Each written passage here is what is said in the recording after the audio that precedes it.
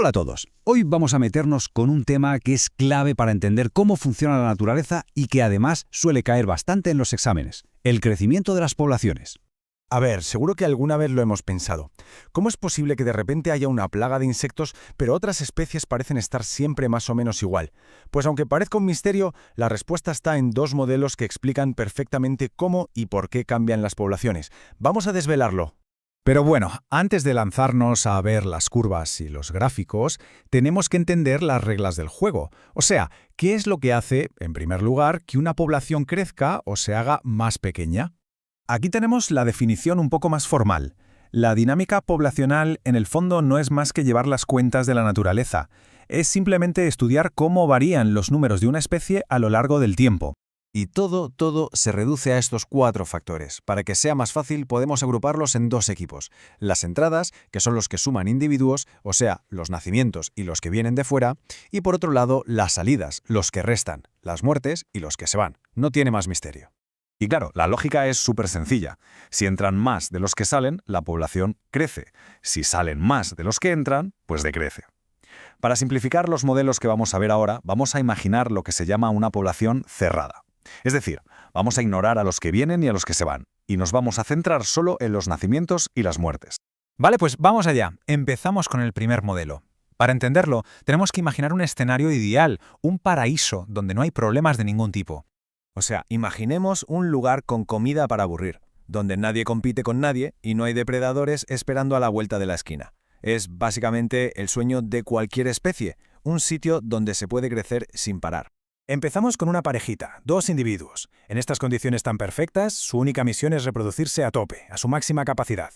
En la siguiente generación, ¡pum!, se duplican. Ya son 4.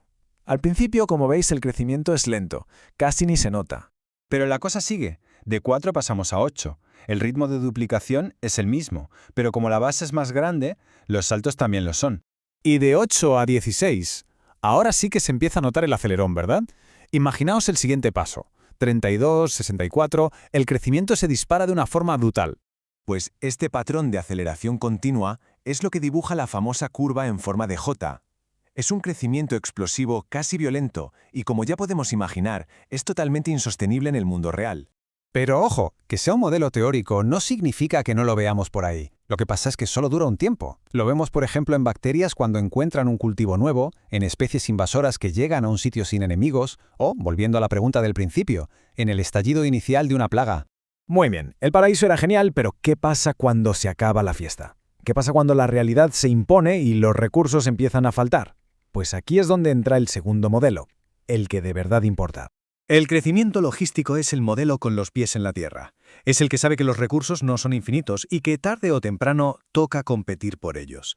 Y aquí llega el concepto estrella de este modelo, la clave de todo, la capacidad de carga. Se representa con la letra K y es básicamente el techo. Es el número máximo de individuos que un ecosistema pueda aguantar sin que todo se vaya al traste.